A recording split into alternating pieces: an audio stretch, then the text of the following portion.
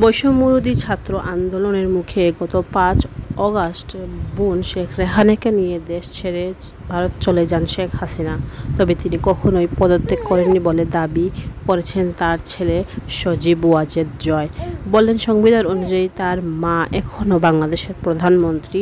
শনিবার ১০ August British সংবাদ মাধ্যম রয়টার্সকে দেওয়া এক সাক্ষাৎকারে তিনি এমন দাবি করেন।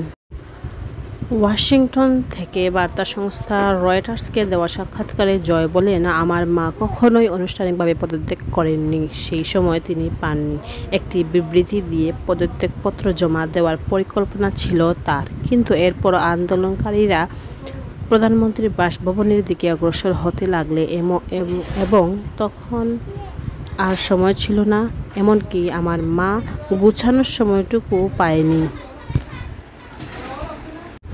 জয় জানান, প্রধানমন্ত্রী আনুষ্ঠানিকভাবে পদত্যাগ না করা সত্ত্বেও অন্তর্বর্তী সরকার গঠনের প্রক্রিয়াকে আদালতে চ্যালেঞ্জ করা যেতে পারে। শেখ হাসিনা চলে যাওয়ার পর গত বৃহস্পতিবার অন্তর্বর্তী সরকারের প্রধান উপদেষ্টা হিসেবে শপথ নেন নোবেল বিজয়ী ডক্টর মোহাম্মদ ইউনূস।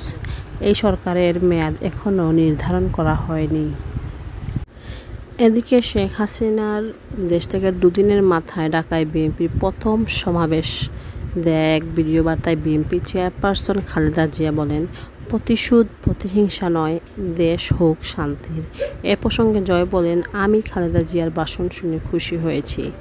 বাংলাদেশে গণতন্ত্র পুনরুদ্ধার এবং গণতান্ত্রিক নির্বাচন করতে আমি বিএনপিকে নিয়ে একসঙ্গে কাজ করতে আগ্রহী। তাদের সঙ্গে কাজ করে নিশ্চিত করতে হবে যে আমাদের শান্তিপূর্ণ গণতন্ত্র রয়েছে, যেখানে অবাধ ও সুষ্ঠু নির্বাচন হবে। আমি বিশ্বাস করি রাজনীতিতে আলাপ আলোচনা খুবই গুরুত্বপূর্ণ। আমরা তর্ক করতে পারি না এবং সমাবেশে একটি সমঝোতার পথ খুঁজে বের করতে পারি। হাসিনা পুত্র বলেন, আসুন আমরা অতীতকে ভুলে যাই।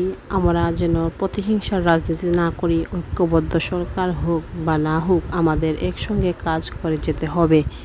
ছাত্রদের উপর গুলি চালানোর বিষয়ে সাক্ষাৎকারে জানতে চাওয়া হলে জয় দাবি করেন, আমার মা শেখ হাসিনা গুলি চালানোর কোনো নির্দেশ দেয়নি। তার মতে সরকার একটি বড় বিষয়। প্রধানমন্ত্রী হিসেবে শেখ হাসিনা ছাত্রদের উপর গুলি চালানোর পক্ষে ছিলেন না। যে বা যারা গুলি চালিয়েছেন তাদের আইনের আওতায় আনার দাবি তুলেন তিনি। জয়ের দাবি, পুলিশ সহিংসতা বন্ধ করার চেষ্টা করেছে, কিন্তু কিছু পুলিশ অফিসার অতিরিক্ত শক্তি প্রয়োগ করেছে। সাক্ষাৎকারের দল এবং দেশের জনগণ চাইলে মায়ের অবসরের পর আওয়ামী লীগের হাল ধরতে পারে বলে জানান জয়। তিনি বলেন, দল যদি আমাকে চায় আমি অবশ্যই বিবেচনা করব। আরেক প্রশ্ন জয় বলেন, যখন ইচ্ছা তিনি দেশে ফিরতে পারেন। তিনি কখনো কোনো অন্যায় করেননি জানিয়ে পাল্টা প্রশ্ন করেন, বলেন, তাহলে আমি দেশে ফিরতে চাইলে কেউ ঠেকাতে যাবে কেন?